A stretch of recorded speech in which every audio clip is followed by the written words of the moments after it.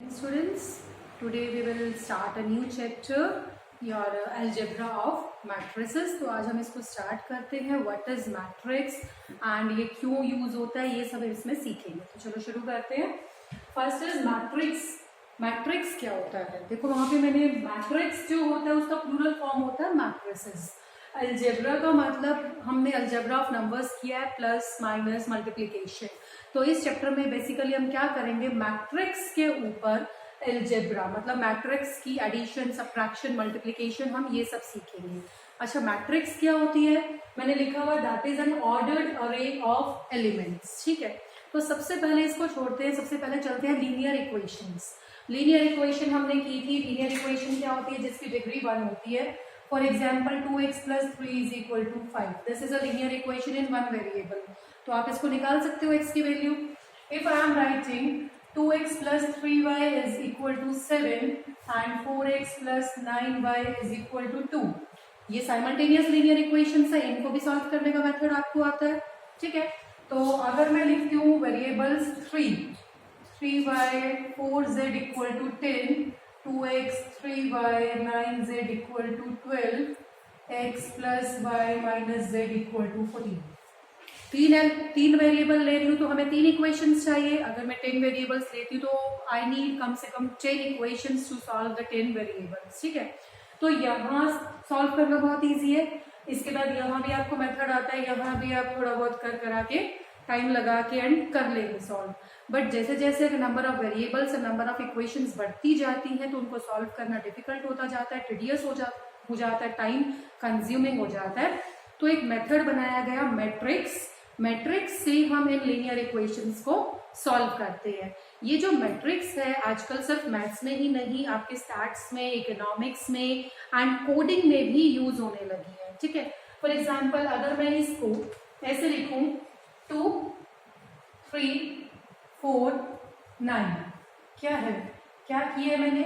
2 जो है x का कोफिशिएंट, 4 x का coefficient in the second equation, ये जो 3 है y का कोफिशिएंट है, और ये जो 9 है ये y का कोफिशिएंट है सेकेंड इक्वेशन में. तो आपको समझ आ रहा है रिप्रेजेंटेशन मैंने क्या किया? ये आपकी फर्स्ट इक्वेशन है, x और y के कोफिशिएंट्स. ये सेकेंड इक्वेशन में x और y के कोफिशिएंट्स हैं.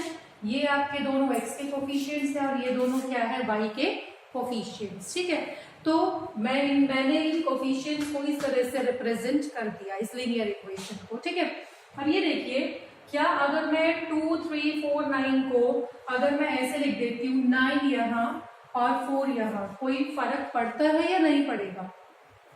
How can you say about that कि अगर मैं 9 को यहाँ लिखूं 4 को यहाँ लिखूं तो डेफिनेटली फर्क पड़ेगा. आपके x और y की वैल्यू जो है, आपका सॉल्यूशन है, वो चेंज हो जाएगा. तो इसका मतलब ये जो हमारे एलिमेंट्स हैं ये जिस फॉर्म में लिखे हुए थे दैट ऑल्सो मैटर्स, की मतलब हमारा जो ऑर्डर है वो चेंज नहीं होना चाहिए. ठीक है, इसीलिए मैंने लिखा था ऑर्डर्ड, कि मतलब वो सेट पैटर्न रहेगा कि x के कोफिशिएंट्स यहाँ है और y के यहाँ है. ठीक है, ऐसा नहीं है मैं कोई भी नंबर कहीं भी लिख सकती हूँ. तो ऑर्डर्ड अरे ऑफ एलिमेंट्स को हम मैट्रिक्स बोलते हैं. ये जो है ना, ये मैट्रिक्स है. इससे पता लग जाता है कि इसके अंदर जो एलिमेंट्स है वो मैट्रिक्स को शो कर रहे हैं. This is our matrix. ठीक है, ये क्या है, इसके elements. These are the elements. ये जो है हमारे दिस इज फर्स्ट रो.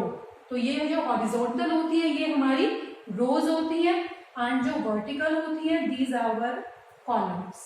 इनको कॉलम्स बोला जाता है. तो ये है हमारी रो 1, ये है रो 2, this is C1 and this is C2. ठीक है, इतना समझ आया यहाँ तक? अगर मैं ये वाली ले लेती हूँ जिसमें हमारे 3 वेरिएबल्स हैं, तो अगर मैं इसका मैट्रिक्स बनाना चाहती हूँ तो 2 2 1 3 3 1 4 9 -1 कुछ इस तरीके से बनेगा. Coefficients of x, coefficient of y and coefficient of z. ठीक है, तो अब ये देखिए, ये क्या है आपकी row 1, this is row 2, this is row 3, this is C1, column 1, column 2 and column 3. और इसमें एलिमेंट्स कितने हैं आपके? 9.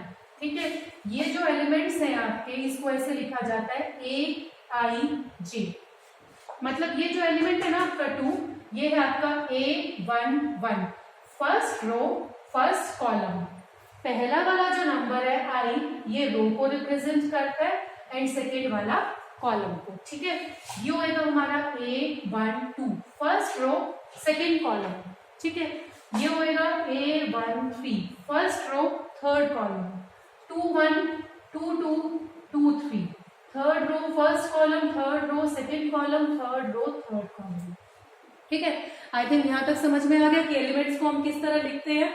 तो ये आपके हो गए A21 A22 A23 A31 A32 and A33।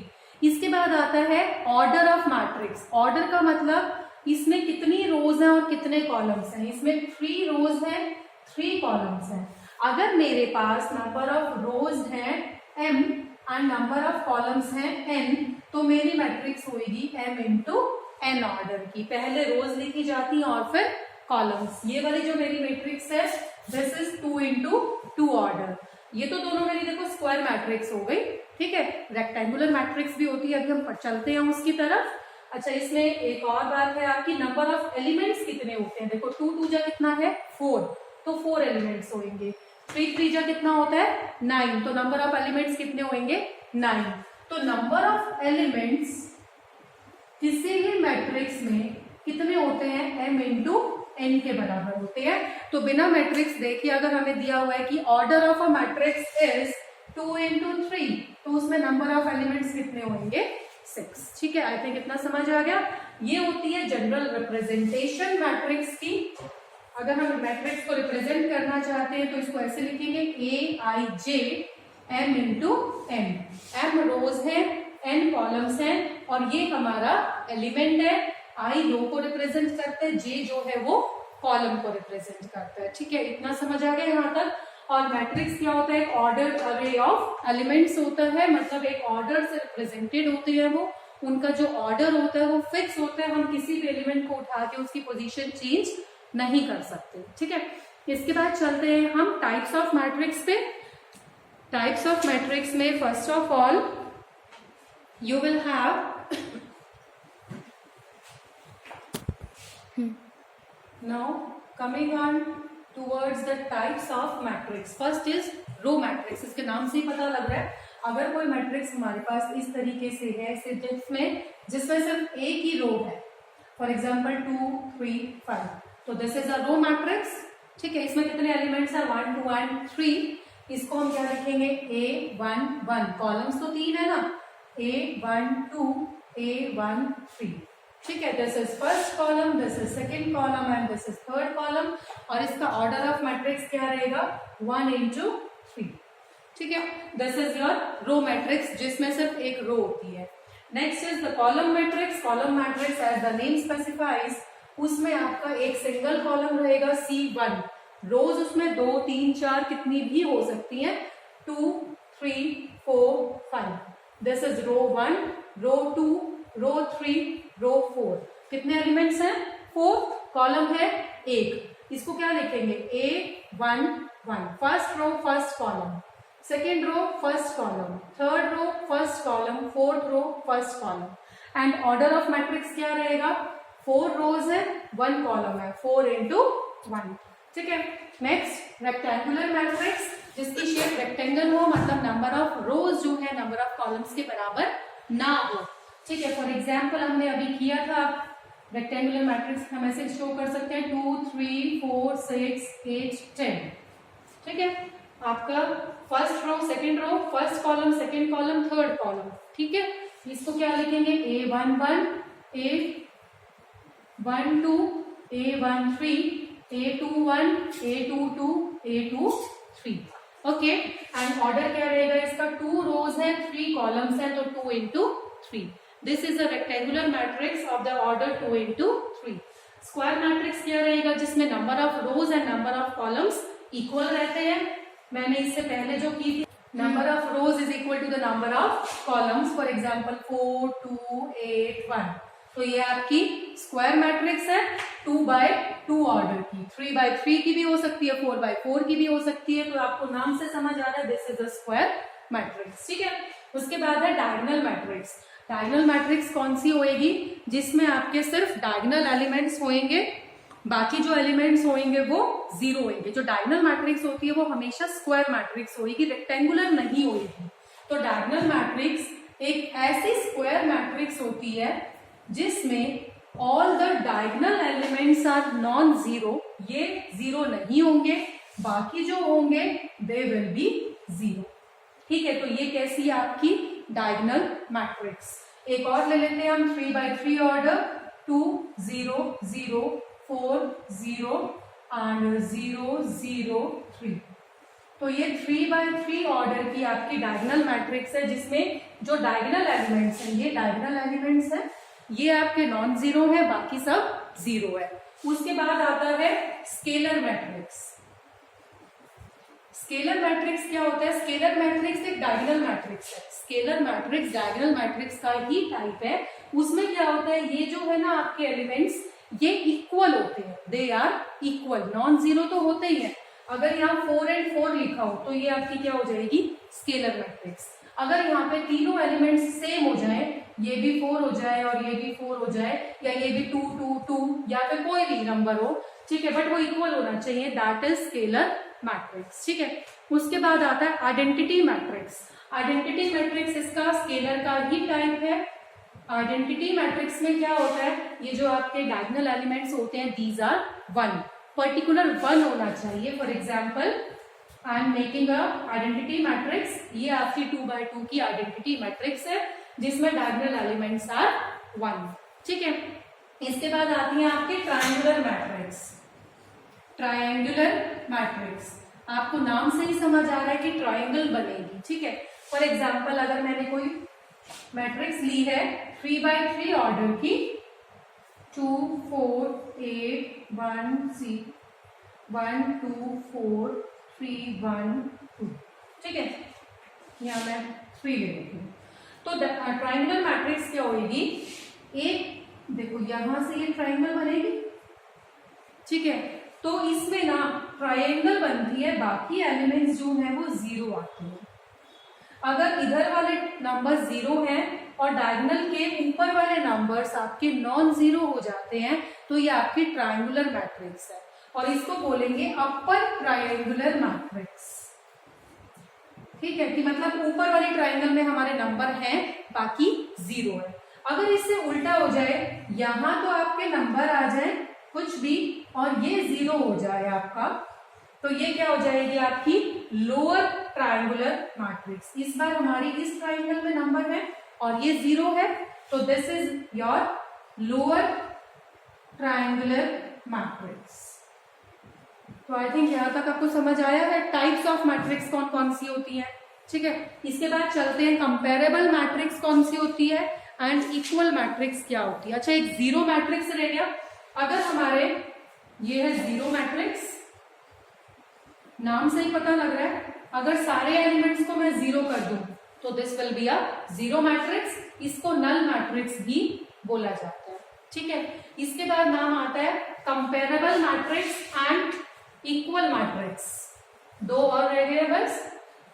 Comparable matrix किसे बोलते हैं, what are comparable matrix and equal matrix. देखो, कंपेरेबल मैट्रिक्स का मतलब है जिनको कंपेयर किया जा सकता है। कंपेयर हम तभी करेंगे जब हमारा मैट्रिक्स का ऑर्डर सेम होगा। ठीक है, हमारे पास 2 मैट्रिक्स दी हुई है, for example A B C and D, और एक दी हुई है हमारे पास 1 2 3 एंड 4। ये हमारे जो मैट्रिक्स है दीज आर कंपेरेबल मैट्रिक्स, क्योंकि ये भी 2x2 ऑर्डर की है and this is also of 2x2 order. ठीक है, तो ये हमारी कंपेरेबल मैट्रिक्स है। तो और हम अगर यहाँ पे ऐसे भी लिख सकते हैं 5 2 3 -1, और अगर मुझे दे रखा है 8 3 5 2, these are also comparable matrix. बस हमारा ऑर्डर सेम होना चाहिए। जैसे वो अगर रेक्टेंगुलर मैट्रिक्स है तो रेक्टेंगुलर होनी चाहिए, स्क्वायर है तो स्क्वायर होनी चाहिए। अगर ऑर्डर 2x3 का है तो इसका ऑर्डर भी 2x3 होना चाहिए। 3x2 है तो वो 3x2 ही होना चाहिए। ठीक है, तो कंपेरेबल मैट्रिक्स में क्या होता है, ऑर्डर शुड बी सेम। ठीक है, उसके बाद आता है इक्वल मैट्रिक्स। इक्वल मैट्रिक्स कब होती है, जब इसका हर एक एलिमेंट इसके बराबर हो। अगर मैंने लिख दिया ना कि ये मैट्रिक्स A मैट्रिक्स B के बराबर है, इक्वल है, इसका मतलब इसका फर्स्ट एलिमेंट इसके फर्स्ट एलिमेंट के बराबर होएगा, इसका सेकेंड एलिमेंट इसके बराबर होएगा, थर्ड इसके एंड फोर्थ के। तो चेक करो क्या ये वाली मैट्रिक्स इसके इक्वल है। देखो ये कंपेरेबल तो है बट ये इक्वल नहीं है। क्या 3 और 5 इक्वल है? नहीं है ना, तो these are not equal matrices. समझ में आ गया? इक्वल कंपेरेबल कब होता है? जब ऑर्डर सेम हो, सिर्फ ऑर्डर। और इक्वल मैट्रिक्स कब होंगे? जब उनका एलिमेंट्स भी सेम होंगे। ठीक है, यहां तक समझ में आ गया। Now moving on to the NCERT question number 1। एक क्वेश्चन डिस्कस करते हैं, उसके बाद चलते हैं। First question is NCERT first question is in the matrix. Go.